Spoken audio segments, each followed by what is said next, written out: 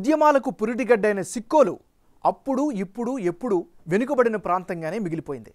పార్టీలు మారినా ప్రభుత్వాలు మారినా తమ బతుకులు మారడం లేదు అన్నది అక్కడి లోకల్ టాక్. రాజకీయ ఉద్దండులను చట్టసభలకు పంపిన ప్రాంతం శ్రీకాకుళం. ఈ నియోజకవర్గంలో మంత్రి ధర్మాన ప్రసాదరావు సిట్టింగ్ ఎమ్మెల్యేగా కొనసాగుతున్నారు. సీనియర్ నేతగా రాజకీయ వ్యూహాలు అమలు చేయడంలో ధర్మాన ప్రసాదరావు దిట్ట. వచ్చే ఎన్నికల్లో మళ్ళీ ఆయనే పోటీ చేయడం ఖాయం. తన మార్క్ పాలిటిక్స్ చూపించేందుకు ఇప్పటి నుంచే పావులు కూడా కదుపుతున్నారు. మరోవైపు గుండా ఫ్యామిలీ నుంచి మాజీ మంత్రి అప్పల సూర్యనారాయణ, ఆయన భార్య మాజీ ఎమ్మెల్యే లక్ష్మీదేవి పార్టీని బలోపేతం చేయడం కోసం నియోజకవర్గం అంతా కలియదిరుగుతున్నారు. మరి ఈసారి ఎవరెవరు బరిలోకి దిగితే రాజకీయాలు ఎలా ఉండనున్నాయి అని తెలుసుకునే ముందు ఒకసారి 2019 ఎన్నికల ఫలితాలు ఎలా వచ్చాయో చూద్దాం.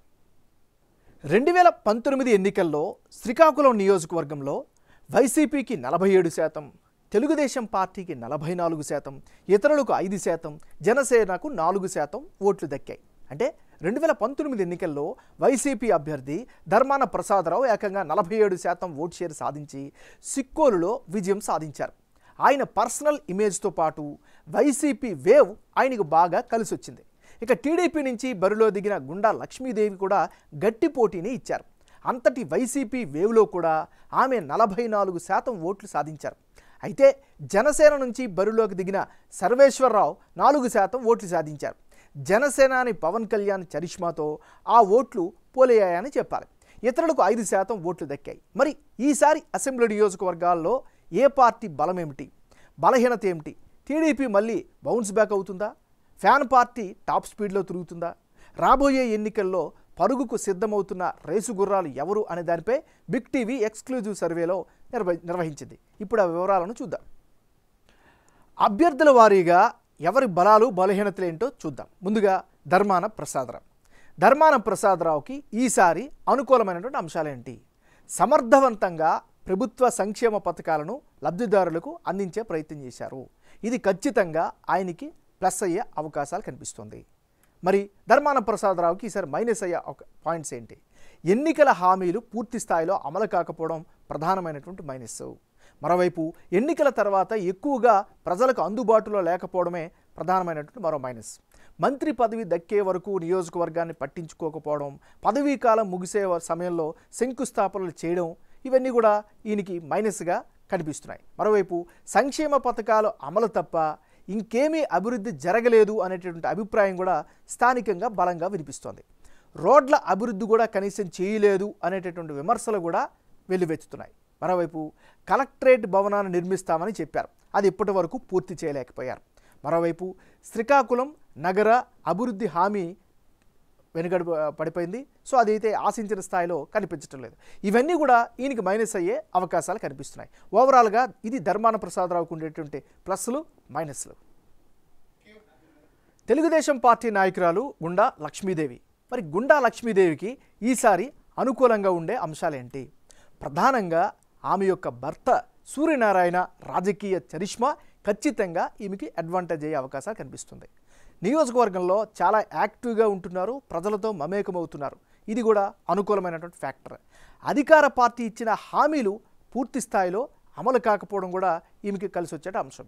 మరోవైపు రీసెంట్గా అంగన్వాడీలు మున్సిపల్ సిబ్బందితో బలమైన మద్దతు కూడా ఆమె కూడగట్టుకోగలిగారు. వీటితో పాటు అన్ని వర్గాల ప్రజలకు నిత్యం అందుబాటులో ఉండడం ఈమెకి ఖచ్చితంగా కలిసి వచ్చేటువంటి అంశం. మరోవైపు ప్రస్తుత ఎమ్మెల్యేపై వ్యతిరేకత కూడా నియోజకవర్గంలో బలంగా కనిపిస్తోంది. ఇవన్నీ కూడా అడ్వాంటేజ్. మరోవైపు శ్రీకాకుళం అనగానే తెలుగుదేశం పార్టీ కేడరు, జనసేనతో ఉన్నటువంటి పొత్తు, ఇవన్నీ కూడా ఈమెకు ఖచ్చితంగా అనుకూలంగా ఉన్నాయి. మరి గుండా లక్ష్మీదేవికి మైనస్ అయ్యేటటువంటి అంశాలు ఏమిటి? గత ఎన్నికల్లో ఓడిపోయారు. సో పార్టీ కేడర్లో ఆ నైరాశ్యం అయితే కనిపిస్తోంది. మరోవైపు నియోజకవర్గంలో గ్రూపు తగాదాలు కూడా కనిపిస్తూ ఉన్నాయి. ఇది కూడా ఈమెకి నెగిటివ్ అయ్యే అంశాలు ఉన్నాయి. ఇవి ఈమెకి సంబంధించినటువంటి ప్లస్లు మైనస్లు. శ్రీకాకుళం నియోజకవర్గంలో ఉండే కులాల వారీగా బలాలు ఎలా ఉన్నాయి, వారి పొలిటికల్గా ఇచ్చేటటువంటి మద్దతు ఏంటి ఒకసారి కనుక పరిశీలిస్తే, ఈ నియోజకవర్గం అంటే శ్రీకాకుళం నియోజకవర్గంలో పోలినాటి వెలమ సామాజిక వర్గ ప్రజలు 40% మంది ఉన్నారు. ఇందులో వైసీపీ టీడీపీకి సమానంగా అంటే 45% చొప్పున మద్దతు ఇస్తున్నారు. ఇక మిగిలిన 10% మంది ప్రజలు ఇతరులకు మద్దతు ఇస్తామని బిగ్ టీవీ సర్వేలో తెలిపారు. ధర్మాన ప్రసాదరావు ఇదే సామాజిక వర్గానికి చెందిన నేత కావడంతో పాటు మంత్రివర్గంలో ఉండడంతో ఆయనకు మద్దతు పలుకుతున్నారు. అదే సమయంలో టీడీపీ అభ్యర్థి లక్ష్మీదేవి కూడా ఇదే సామాజిక వర్గ నేత కావడంతో టీడీపీకి కూడా అదే స్థాయిలో మద్దతు లభిస్తోంది.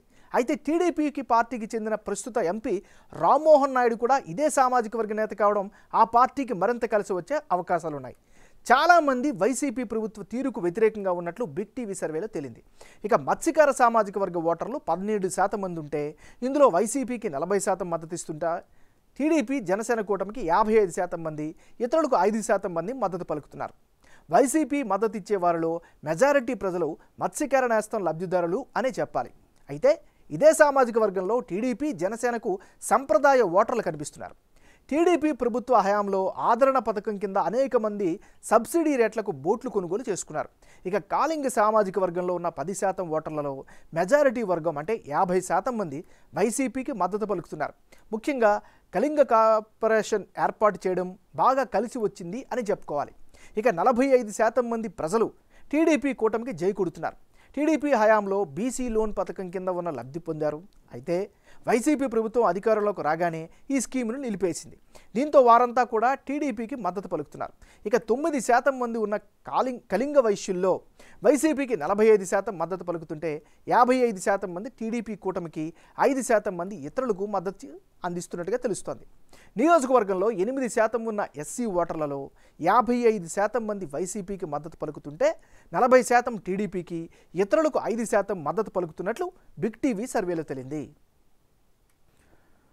రానున్న ఎన్నికల్లో శ్రీకాకుళం నియోజకవర్గంలో ఎవరెవరు పోటీలు ఉంటే ఫలితాలు ఏ విధంగా వచ్చే అవకాశం ఉందో ఇప్పుడు పరిశీలిద్దాం. ముందుగా ధర్మాన ప్రసాదరావు వర్సెస్ గుండా లక్ష్మీదేవి.